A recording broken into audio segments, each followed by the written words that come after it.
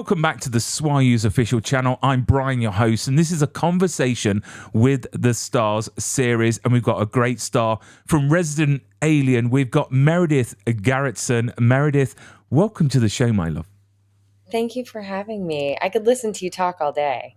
Oh, well, well, you know what? I don't know. Do you know what? All these shows that I've been watching, all these interviews in preparation for speaking to you, I always hear these awesome American accents, and I always think to myself, I'd be so much cooler with like an American accent. But I only did an American accent once, and that was at uni when I was in cabaret. And I don't know, it had to be from Harrisburg, Pennsylvania, but it was very loosely American. But we'll get onto the subject of accents later, because Sarah and Alice said you're very, very good. But before we got onto Resident Alien, I noticed there's a fact about you that I've got a connection with. So you grew up in Alexandria, Virginia. Yeah, I did. I've been there. I've Have actually, you? yeah. There's like a museum there, something to do with submarines and torpedoes. Yes, the torpedo factory. Yes. Yeah, Yes. it was like the oddest thing to see. Yeah, and I went to like it was like a micro brewery that was across the road, but it was very nice, very picturesque, very nice, because I had family that lived in Maryland in, I want to say Laytonsville, but they worked in Bethesda. But a beautiful place, a beautiful part of the country. But obviously you're not there anymore. Whereabouts are you calling in from today? I'm not. I'm in New York City. I'm in Brooklyn. Brooklyn to be specific. North Brooklyn to be more specific. Greenpoint, Brooklyn to be most specific. Oh, one of my favorite places, New York, I've got to say, you know, one of those cities where everyone has got such a great personality, and I just love the place. Been there about 7-8 times. Absolutely adore the people there. But let's get started talking about your awesome career, and specifically Resident Alien, because I just think it's an absolutely dynamite show. I think all the characters there's no main character to me. I think the writing has done such a great job to develop such great characters. So before we go on to that, I heard, like with a lot of actors in the States and Canada, they don't go into acting straight away. And correct me if I'm wrong. I probably am wrong because my research is shocking. But I heard that you studied photojournalism and pre-med before acting. Is that true? Yeah. So the long story short of this is that I've been an actor since sort of from jump. I was torturing my family as a child, writing, directing, starring in my own plays, forcing everybody to watch them. The writing was on the wall, but I had this sort of wild hair that I was going to. My father had been in politics. My mom had been in journalism. I was interested in like all of these different subjects that all oscillated around the same central point, which is interest in humanity, human stories, in curiosity about our lived experience. But I couldn't quite put my finger on it. I was doing plays. I was singing. I was moving my body. I was very artistically driven my whole life, but I thought, I don't know why it wasn't my first go-to. And then somehow after my first year in college of trying photojournalism, which I really quickly was like, oh, this is cool, but it's not for me. I respect it, but that's not what I want to spend my life doing.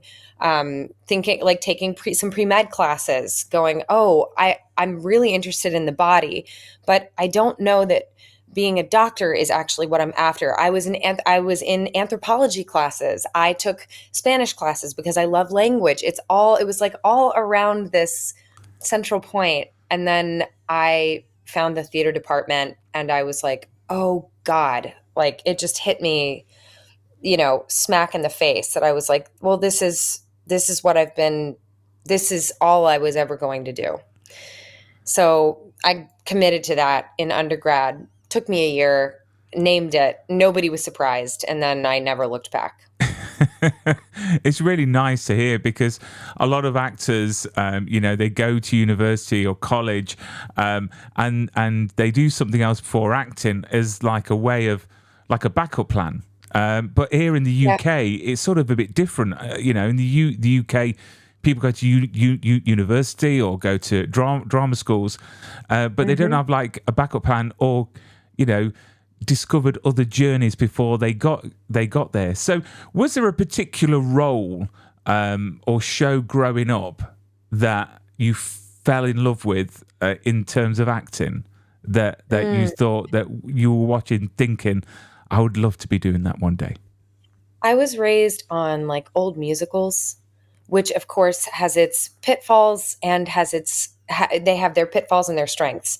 And one of the pitfalls is that it is a portrayal of often a portrayal of a homogenous sort of heteronormative white culture. And I've had to work to uh, that required analysis as I sort of grew up and took in more art. But the one of the things I got out of watching old movies was like, watching these performers who moved through feeling, use their bodies, their voices so much. Watching like Judy Garland, watching, Grace Kelly, Audrey Hepburn, watching these old movies when I was little and seeing people taking up space and the power of music. I mean, I don't do musicals. I have a music theater background, but I'm not often drawn to doing musicals anymore, but I can't sit in the audience of a musical when the music is good, like Sondheim, uh, like Light in the Piazza, musicals like that, where I can't even listen to them without immediately weeping, because there's something so vulnerable about a need that's so powerful that you have to sing, Yeah. that you can't, talking is not enough. You have to sing. And I was moved by Alfred Hitchcock movies, really, like, I was raised on a lot of old movies, and they did something to me.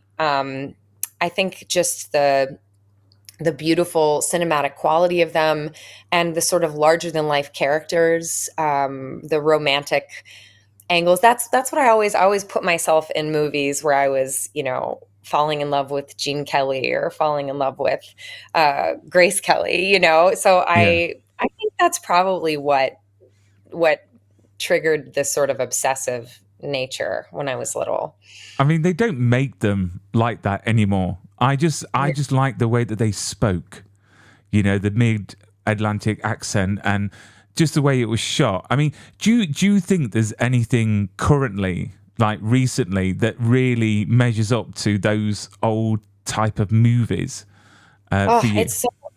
it's so hard to compare because the form was different, right? Mm, The limitations of the form was different. It was being shot on film, mm, so the time that it took to shoot something, the limitations meant that certain things were emphasized and other things didn't have to be, or things that we don't even think about now were huge considerations. I think there are things that in there's a beauty in limitation sometimes. There's a beauty in the simplicity. There's a beauty in the limit of, this is how much film we have to shoot this. This is how much mm, time, and so that creates its own temperament, and quality. But it's so hard to compare because we're in such the advancements in film and TV are the things that we can do now, that we can make happen. I think it's really hard to compare the forms. I think they're really vastly different because now, yeah, we can make kind of any world possible, and if the acting supports it mm. inside of the world, then it's fantastic. But you also run the risk of leaning on the technological elements of our art form, and we've all seen something where it's like, well, great, all the CGI is ridiculous and Mm. expensive, and yeah, but I'm not moved. Nothing's happening to me when Yeah. I'm watching this. Yeah, yeah, completely agree. I mean, when you said that you're from a musical background, like musical theatre, have you got a favorite production that you're involved in during that time?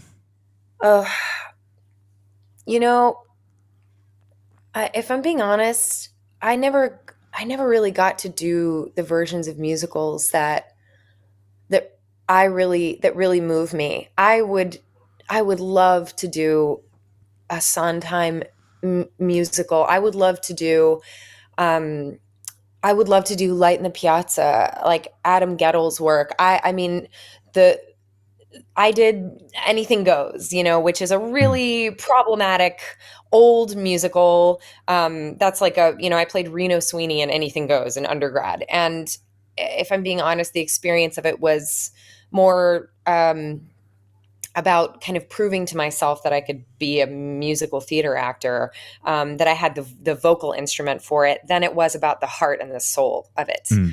Um, I I actually just saw Cabaret last night, and it's on its, like, I don't know how many iterations of cast. My very good friend is playing Cliff now, a brilliant actor named Calvin Leon Smith, brilliant actor.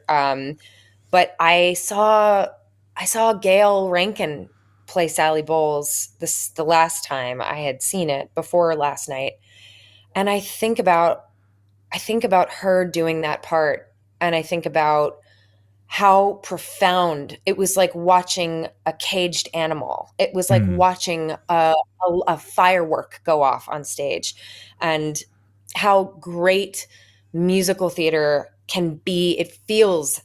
It doesn't feel like you're watching a musical. It feels like you're watching a play where they like have to sing because something is happening to them. Yeah. And those are the kind of musicals that I'm drawn to. But most of the time I'm involved in straight plays. I'm going to plays without music often, because, the form doesn't always prioritize the performances the same way, Yeah, I yeah, guess. and it's funny you said about that Cabaret, because I play Clifford Bradshaw, and You did? yeah, yeah, and I can remember the last performance singing at the end when you've got to sing "Welcome, bienvenue, welcome." I cried my eyes out. I literally Yeah. was on stage and I felt every word, and it was just such a great production. So good. I actually Oh, choreographed the fight with where Clifford gets beaten up by the Nazis, and I yeah. actually choreographed that because I've been trained stage fighting, and I can remember when we showed the rest of the cast, and you could hear a pin drop after they saw it because it was so raw. But Mm. no, I've actually been in the West End, and I would like to say that I've been in a great musical like Les Mis or Phantom of the Opera, but I was actually in Casper the musical, which was based on the Ghost. How So was that? that is something to write home about. But yeah, I mean, it's one of those careers that are quite the industry that you're in. I admire anyone that stays in the industry, because I think from the bottom of my heart, you've got to have a thick skin to make it Yeah. and stay in the industry. For me, it was more about I started to get issues with self-awareness, body image, the way I looked, and I was experiencing more and more at castings where before they even saw you, they walked down the line and they said, no, you can go, you can go, you can go, because you're the wrong size, you're the wrong height, and everything like that. And I heard in an interview that you did, and it was an awesome interview. He came round to your house, Oh, and yeah. yeah, and you were saying that I think it was for the offer that you had to get your teeth fixed, and I I did. just think that is ridiculous for a production company to think that is going to affect your performance or the way. I mean, I don't watch, Kate Blanchett and think, oh no, she needs to have her tooth fixed. Do you know what I mean? And I mean, Now, does that annoy you? it here's what I'll say. I'll say that particular situation, I was playing a person who exists, and maybe there was some sort of, like, if it was taking them out and it was causing them to think of a difference between me and Ally McGraw, who I was playing.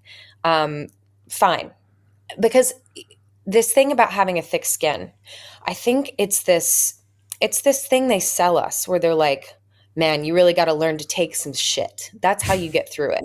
And I think that is a self perpetuating system of violence towards artists, which is Mm. like, if you want to stay in this industry, when they make you feel small, you just got to let it roll off your back. Well, guess what? We're a bunch of sensitive, beating hearts who desire to reflect and mirror the human condition and the complexities of being alive. So you bet all that stuff is going to hurt.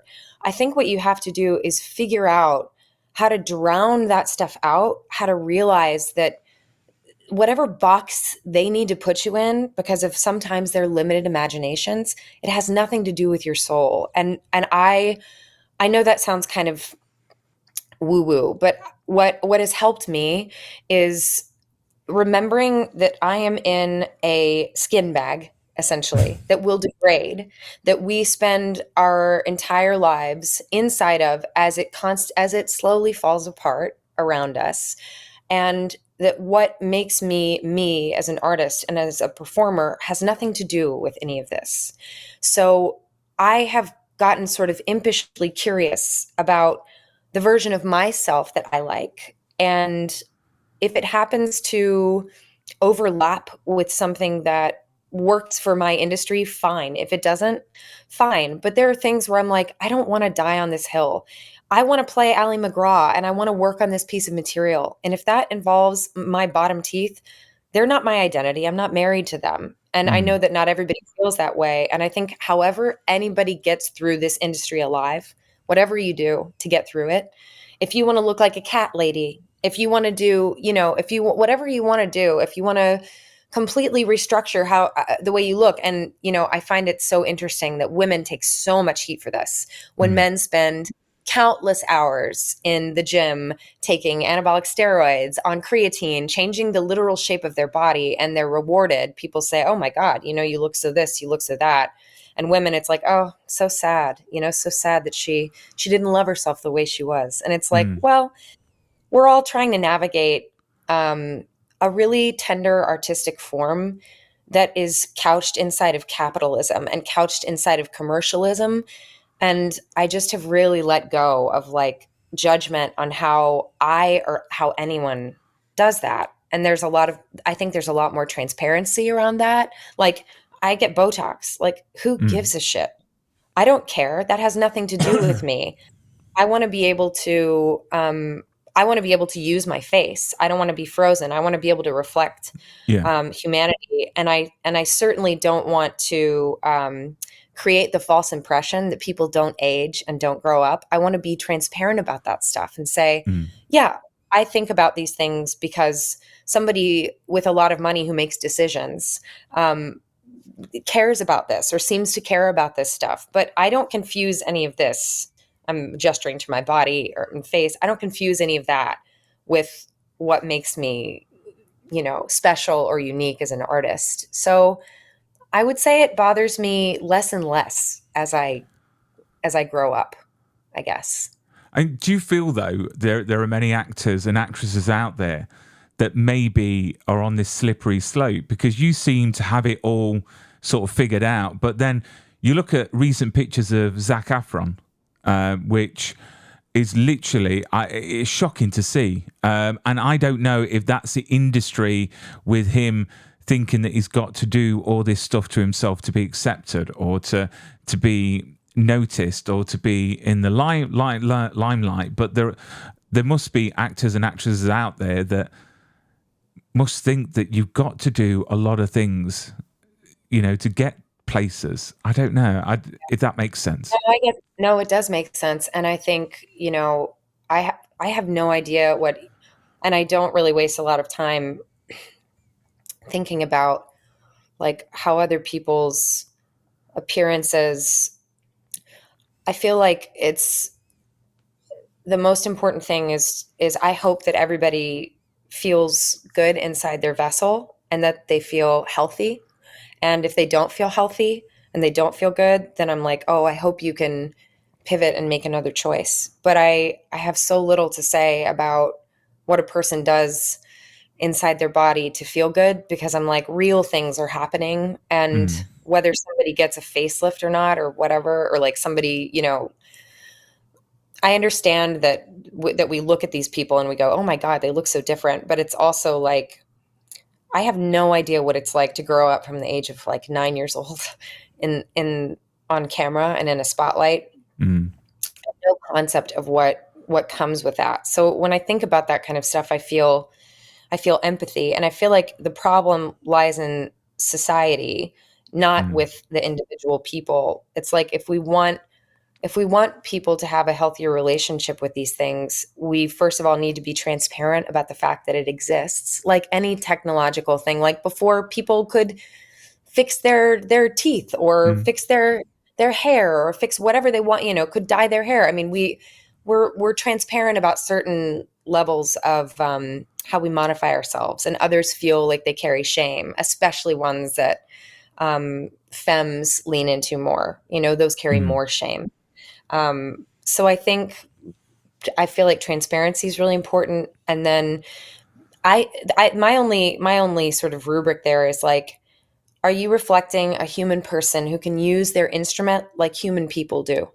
Um, can you reflect the human condition? Can you reflect emotions as they flow through you as an artist? If you can, then whatever you personally need to do. It's just, I'm like, oh my God, there's so many real things happening in the world, like, genocides. And I'm just like, Exactly.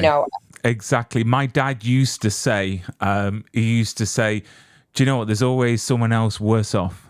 And your problems may feel so big, but then you need to just look on TV. I try and educate my girls, what's going on in the world, because we shouldn't really shy that away from the young generation, because they need to understand again how lucky we are, and what we can do about it, which is my girls growing up to be better humans than the ones that are out there now, to make a yeah, change. Do you know what I mean? And absolutely.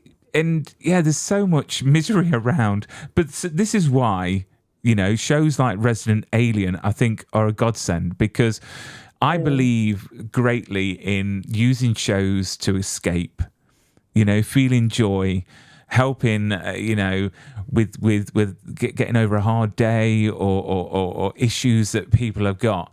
So I want to talk about Resident Alien, because this is a show that started in 2018, which is shocking to Yes. think, 2018.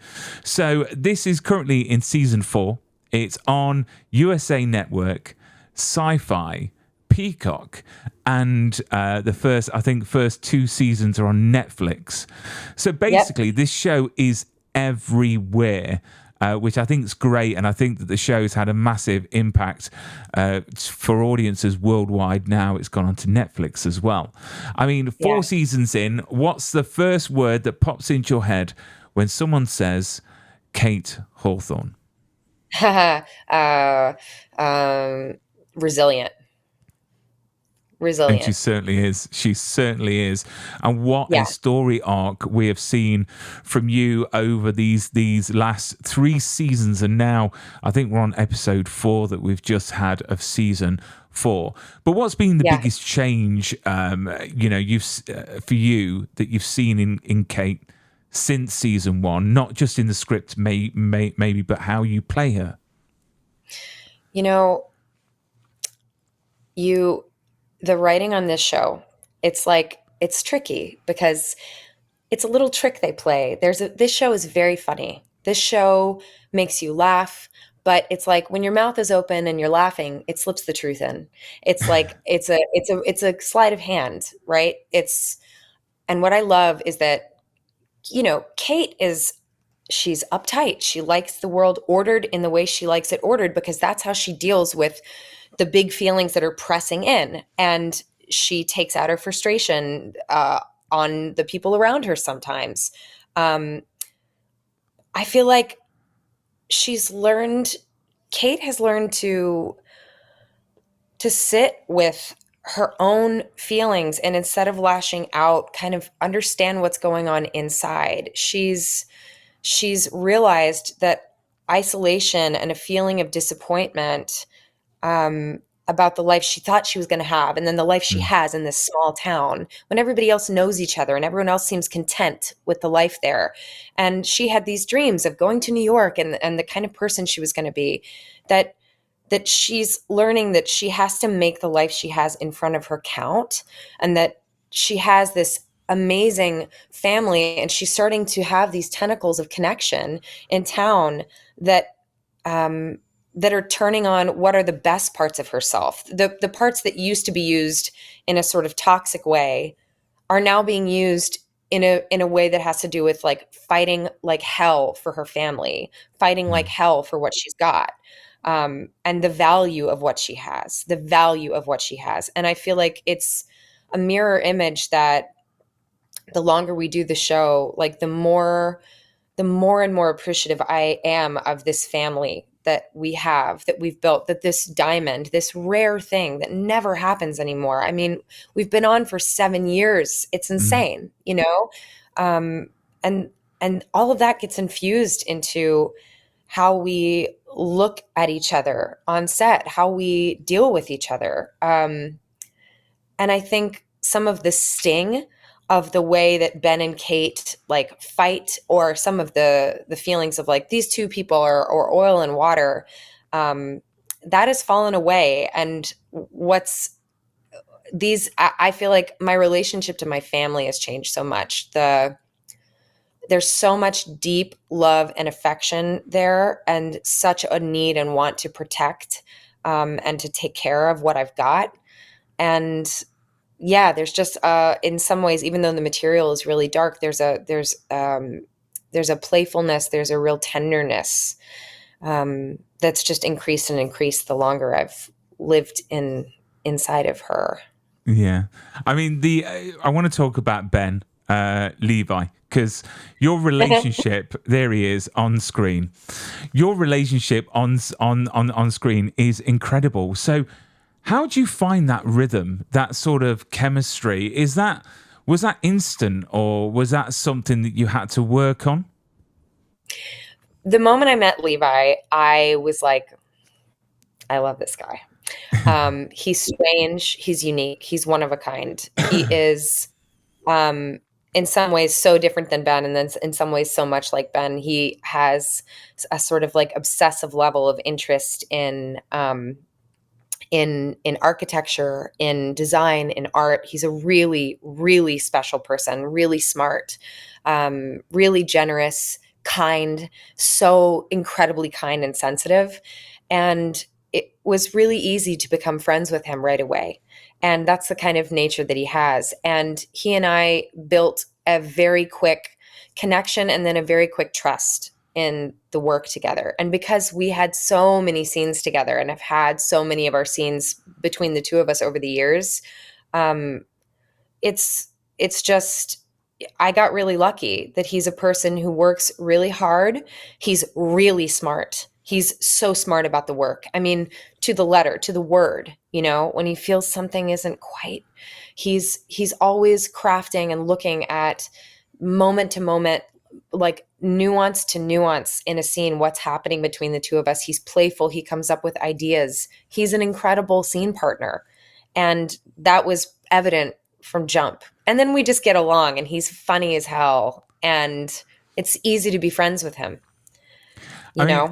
I don't know if I'm the first one to mention this, but you know, I mentioned before we was recording that I was with the Superman cast last night, Yeah. but don't you think he looks a bit like Superman? I mean, Okay, first of all, we have to address something, which is I didn't realize that this podcast would be filmed. And so you're really getting a very unbuttoned version of me right now. And that's good, because here I am in my sports bra with no makeup in my bed. So enjoy that, everybody. Secondly, to answer your question, yes, he's classically good looking. He has no idea, by the way, not a clue how beautiful he is, which is quite sweet. And absolutely, he's got Superman. You know, he's Superman with ticks. He's Superman with Superman with eccentricities, is what I would say and he about would Lee. make a perfect Superman. He really, really would. Absolutely, But yeah, I he's mean, ferocious. he's what? Sorry. he's got a ferocious side to him. You can see it in like in the fight scenes in Resident Alien. He's very tender, but he's got this well of intensity inside of him. I would love to see him. You should tell him that. You should tell him to take on Superman because he's Do quite you know what? I suited want for to it. get him on the show. I have reached out. I haven't heard anything. So I need to get him on. And then, I mean, obviously your family is Ben, and then you've got Max, which I've got to say is such an amazing little actor. I've got a picture of him when he first joined. Look at that adorable little thing. No, Honestly, it's too much. and It's too much. and he's so talented. And now, 4 seasons in, I'm not being funny, but he looks about 28. I'm sure he's got a mustache. You know what I mean? Oh my God. And No. I can't even tell you. Like, listen, I the second I met him, I was like, oh, he's my kid and I'm going to protect him. Like, he's my kid and I'm going to protect him. And I love this kid. Judah is a good person and a good actor, and he's raised by great people, and it shows. He's an incredible professional. He is so tenderhearted. And even though he's like a teenager now, he still hangs out with me, which is cool. He's criminally good at games. He's so smart. It's upsetting. Beats me at everything. I love him, and truly love, capital L, like he was my own kid. And it's been the easiest thing in the world. I'm so proud of him too, because he works so hard at his craft, and it's insane to have watched him grow up. Like, he showed up to hang out with me. I was visiting him, and he showed up to this like restaurant with his mom to hang out with me, and he was like talking like this. And I was like, what? When did it happen? When did your voice? Oh my God, you're a little man. It's insane. And I'm trying to get through the phase where I sound like his elderly aunt being like, you're so grown up. You're so big now. But it's like, it's crazy to watch a little child grow into a young man. It's an honor, you know? And do you know what? It must be amazing for him as well to have peers like yourself and Levi to learn from and to be their on-screen parents. That must have been just such a blast for him as well to see him grow up on the show. I mean, your character though, I mean, we've seen her grow so much, and we've seen her start to sort of break down a bit and take charge in certain areas. And there's a picture of you kicking ass there. I don't know if that dummy's got a name. I don't know, but yeah, I mean, is what? Benji. Sorry, Benji. I said Benji, not Ben. Benji. Benji. Just a coincidence. Benji. I mean, is there? I mean, for Kate, you know, there are moments where I just see so much vulnerability, and it's just heartbreaking at times. And I'm not going to lie, I did cry. You did bring me to tears on one of the scenes where I don't want to spoil it for people that haven't seen it, but something gets taken away from you, and it's awful. It's awful to see. Yeah, and you know, to see that, and then you take charge, and you know, you're obviously wanting to take charge of your life and not be the victim. I mean, do we see, or is there a certain episode that we see maybe Kate's shining moment, something that, you know, to watch out for? I mean, without spoiling the actual episode, is there a certain episode that we should be looking out for? I think it depends on what type of shining moment. Like, yeah, I think this season, there's the evolution of so many aspects of self for everybody. And I think some things really, start to land home in the heart for Kate by the end of this season. Some real revelations of self. And also, I think, for as strong as a character is, right? It's like a wave, you know, the shape of a wave. However, the high is the high, or the lows have to be that low. It's a both have to coexist. And I think the strength that Kate has is matched by that level of vulnerability and tenderness.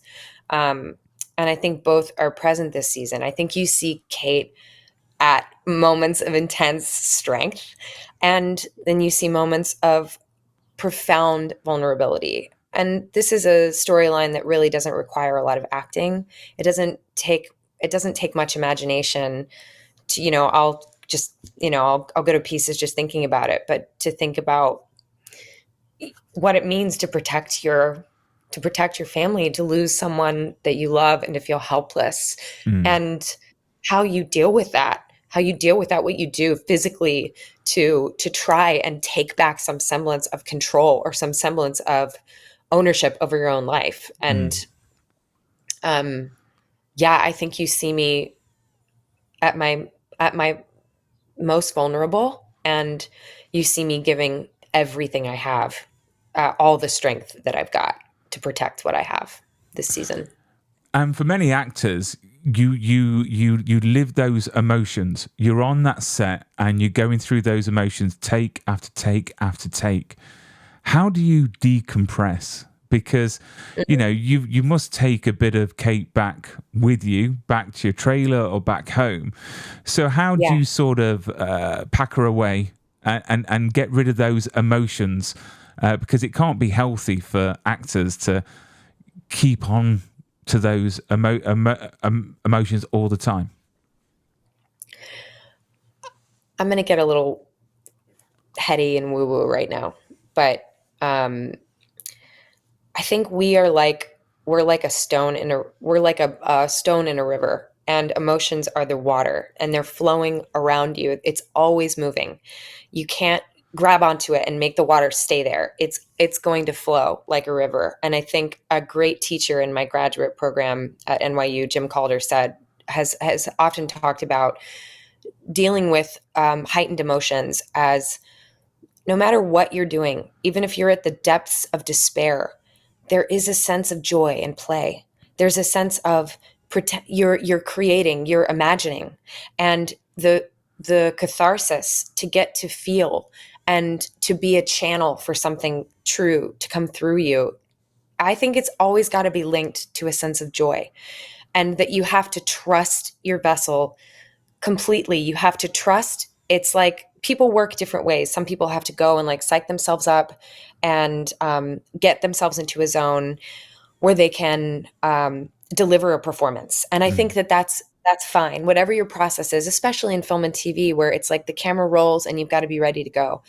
Other people work in different ways. I've had a lot of training in like clown and other disciplines where the belief is you just decide to believe. You just decide to believe that your heart is broken, and you will be broken.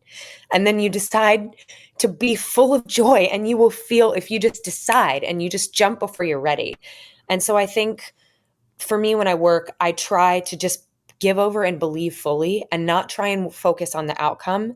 That if I've done my homework, if the stakes are high enough for me, that if I know what's on the line, that I will believe, that my heart will break, that I will be filled with joy. And then when the moment is over, to trust that I don't have to hold it, that it will come back for the next take. And that usually involves me settling between takes and taking deep breaths and trying to go to a place that's just sort of neutral, and relaxing my body and breathing deep into my abdomen and trying to reground myself in my body. And at the end of the day, going home and nourishing myself, sometimes taking a shower, connecting with other people, connecting with the world outside of the world of the show or the play or whatever it is I'm doing. And then every now and then watching like Survivor. You know what I mean? Like watching Survivor. I think was it like Alice said that ask her about Survivor. I have never seen Survivor. God. I've never seen it. I have never seen it. I'm a recent convert. It is it's so intense. There's so many different levels of like, so much about it that I respect. I'm like, oh God, these people are badasses. They're just like in it to win it. They're fighting the challenges. I love the challenges. And then the sort of parasocial game is a lot of like sneaking and conniving and alliances. But there's something about it that for whatever reason, it just takes the edge off a little bit. Like it takes the edge off for me to watch people do that game. But everybody's got their thing. I like to exercise. I'm a runner and a hiker and a yoga junkie. And that also helps, is like, get out of your head, get out of, don't come home with ruminating thoughts, get into your body, and like, let your body, calm down, calm your nervous system down. I think that's really important because you you can take on you can I did a play last summer that was really intense and had to do with going through a miscarriage and with the reproductive rights crisis in this country. And I really had to be careful because it cost me everything every night to do it. So when I came home, I was like, girl, whatever you need. Like, you need to walk for a while. You need to sit down and like drink something warm and, watch Survivor, watch people crawl through the mud. Like, do that. Whatever it is that regulates your nervous system, do it. Do it. Wow. Wow. Do you know what? Long answer to your question. That was some self-help guru shizzle just there. Sorry. I mean, no, that's awesome. I always have difficulty with emotions. I never show them really. I cry at films. Yeah, when my dad passed, I didn't cry. I didn't cry for months because I felt that I had to be the person that was in charge, that I had to keep everything together for everyone and sort everything out. And that's the type of person I am. And then when I'm by myself, I don't like, I mean, I'll cry at films like Lilo and Stitch, cry my eyes out. But yet, when it's like actual things that, yeah, it's just a bit weird. But no, I mean, with this show though, I mean, do we see a happy ending for Kate? Or is it or is it on a cliffhanger? Because obviously the rumors are this could be the last season. So could be. Here's what I'll say. We're led by Chris Sheridan and a team of amazing writers who care so much about these characters. And I think you will see a lot of really satisfying story arcs at the end of this season. I think the writers have done a really good job taking care of the characters and taking care of the audience at the end of season 4. Good. And I think it's a satisfying. And no matter where we go, no matter what happens after this season, I think it will be satisfying. How's that vague? I just don't want it to end. I don't want it to end. You know, when you get so invested in a show and there's so many possibilities of where that show could go, I just don't want it to end. It's just getting better and better and better. So I normally ask every guest this question. What have you stolen from set? Yeah. Sorry, NBC Universal. There's a little green elephant that is a little piece of art from my house. And that piece of art will not be found if you do an inventory of what is on the set. It's now with me on my bookshelf. I took it because elephants are my favorite animal, because green is my favorite color, because, I mean, who can have a favorite animal? They're all perfect. But I took it because I love it. And because I looked at it all the time, and it's just a little thing. It's just a little object. I've also stolen some matchbooks from the 59. There's a big glass jar of matchbooks on set. Taken some of those. Yes. I've stolen some coasters from the 59. And I think that's it. And you're not sorry at all. And you know what? It's NBC's fault for making a green elephant. Do you know what I mean? They put a green elephant on the set. They didn't know that was going to trigger my like child joy, like, I need this. But Michael Joy, who designed our sets, is a genius, and the world feels so real, and the sets feel so lived in. The texture, that the you walk on set, and it's like, oh my God, it's so important to be in a set that's so well built. It's so much an atmosphere going on around you, and it helps make the characters feel three-dimensional. And I love our house. I love the Hawthorne house. It's I love lovely. it. It's very nice. It's very, Yeah. in England, we don't get houses like that unless we're millionaires, Ah, So I live in it's like a miner's house, because where I live near Nottingham. So currently I'm in Sherwood Forest, which is, Robin Hood country. And the house I live in, it was once for miners. So it's proper like terrace, sort of oldie worldy house. But I bet not it's like so beautiful. it is 10 minutes away, where you get into the countryside where they filmed the Princess Bride. They filmed that like Right. literally 10 minutes from here, so it's rolling hills. But whereabouts is that elephant in your house, in the Hawthorne's house? It had been sitting on a little table, a side table in the living room. It's no longer there. It's now on my bookshelf in my Good for office. you. Spare bedroom. You know what? You earned it. So do you know what I mean? You If can take. if there's a season 5 and I don't come back, you'll know that it was this podcast that NBC Universal heard, and they said, you know what? We don't need to have thievery going on our sets. We don't need to bring back this rascal, this thief. I am sure it will take more than an elephant to stop you from coming back. Do you know what I mean? And I look forward to Yeah, seeing, I think so. Kate kick ass, and hopefully get something back, because it's breaking my heart every episode.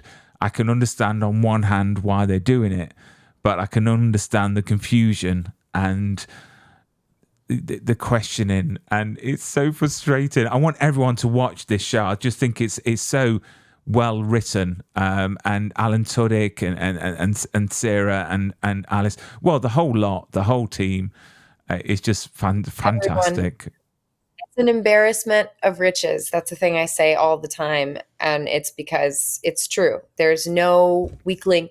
There's No. no assholes. It's a group of people who are really, really brilliant and really good people, and great improvisers, great comedians, incredible dramatic actors working on a really high level with insanely high, high level, incredible writing, unbelievable DPs, unbelievable camera folks and sound people. It's a real labor of love. It's a dream job. It really is. And before we bid Yeah. farewell, I mean, it'll be rude not to mention Alan. What's he like to work with? And what has been your favourite Harry, one-liner, if you've got one? Oh my God. I working with Alan is, early in our relationship, I turned to Alan and I said, "Are you a clown?" And he was like, "Yes." And I was like, "Yeah." Like I feel like we speak this same language, and I love working with him. I love his sense of play. He has so many good ideas. I remember watching him sort of build. They brought me in before the pilot to work on a scene that we had together, and he was building his Harry. He was trying out all these different layers and levels of how alien he would be. And it was like they'd say, like, okay, turn the alien up to a 5. Now turn it down to a 2. Now turn it up to a 4. And he just playfully moved through these iterations of self with curiosity, flexibility. He's a chameleon. He's a rascal. He has incredible dramatic chops. Um he's like he's one of those tools, those multi-purpose tools, like a Swiss Army knife. It's like what he's going to pull out to use when. And he's always coming up with ideas. It's not a line, but one of the funniest things I've ever seen was him in season 3 when we go to Yellowstone and he comes into our bedroom in his underwear. And then he had these long nails on and he just took the nail in his mouth and ripped it off and went and spit it on the floor. And I like wrecked a take because I was just like, okay, all right. Anything, anything could happen. Anything could happen with Alan at any time. He's pretty fearless. And I don't know that it's possible. I know it's a cop out, but I don't think it's possible for me to pick a favorite one-liner. He's a bevy of good ideas. He'll do anything. I think I laughed out loud the most when he called Max a dickhead. Because Oh my he's God. a kid. You shouldn't be calling a kid that. But it's just literally these words. And obviously, this is some bullshit, which I think is fantastic. I mean, his voice, I met him quite a few years ago. And I met him at the time when he filmed I, Robot with Will Smith, and he did the voice, and he actually wrote the autograph, and he put on there, "I did not murder him," and he did the voice, and I just thought, oh my God, it's amazing, it really is. So obviously, season 4 is finished for you. What's next for you? Is it a case of you just living life, enjoying life, or is there anything that you can share that you're working on? I'm writing right now. I'm doing a lot of restore time. I work a lot with an amazing organization in New York called the 52nd Street Project. I just did a production with them that was like a 7-week, it's an amazing organization. Anyone listening, if you don't know what they are, go look at their website. They work with kids from the age of like 8 to 18. It's a real honor to be asked to participate. Lots of, fantastic actors come and work with the kids, and it's truly one of like for me, one of the highest honors as an artist is to be trusted with that. I just did like a dance making program with them where this amazing 15-year-old who was my partner choreographed a dance for us that we performed after like 7 weeks of rehearsal. That filled up my cup. I'm writing, I'm auditioning, I'm doing that stuff because that's what you do as a freelancer in this world. I'm going to do some traveling. I'm going to do some con stuff for Resident Alien. Yes. Gonna do some con stuff to be announced. And yeah, I'm like nourishing my home. I'm taking care of my home, which feels, and seeing a lot of plays, a lot of art right now. I'm going to the Met. I'm going to plays. I'm going and seeing my friends in shows. And that just like, it fills my tank back up to be creative again. And those cons that you're talking about, I bet none of them are in the UK, are they? Tell your friends to bring us there. Tell people because we'll come. We love getting together and acting like ding dongs. Like we will come and meet. We have the best fans in the world. We'll come meet fans. Like I mean, Dragon Con last year was ridiculous. It was so cool, so fun. I'm like, nerds rule the world. They really are like incredible, and people who, not that everyone's a nerd, you know what I mean? It's like I got my like head blown open by how incredible interacting with our fans is. We'll come anywhere. Somebody in the UK wants to have us. They just got to get us over there and we'll come and play. We will do our best. We will do our best to try and get this movement going and getting you over to the UK. Last question. If you were going to write an autobiography for yourself, like a memoir, what title would it have?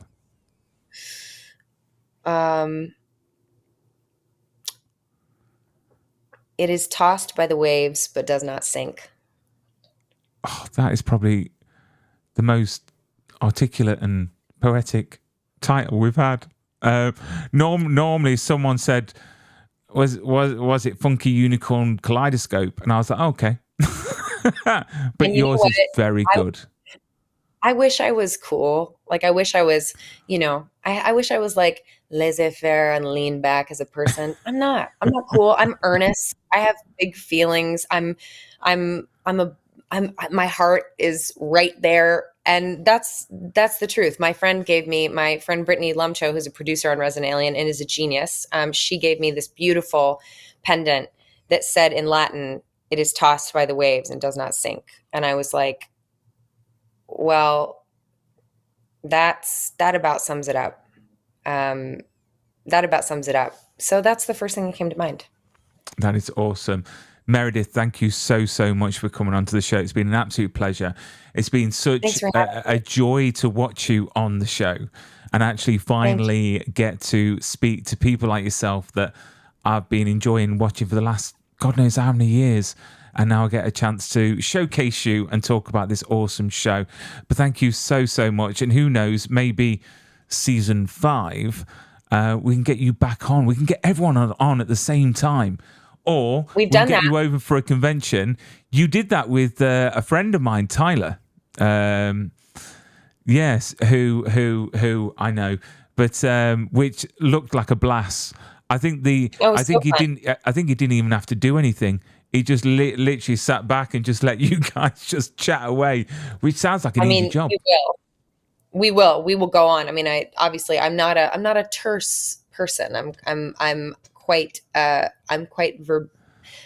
verbal myself, and the rest of our cast is are big thinkers and big talkers and funny and have lots of big ideas. And when we get together, it's a shit show. So, if you ever want to facilitate a shit show, you just know. Down the line, season 5. I'm sure if we get the word out there, the network, I'm sure will renew it.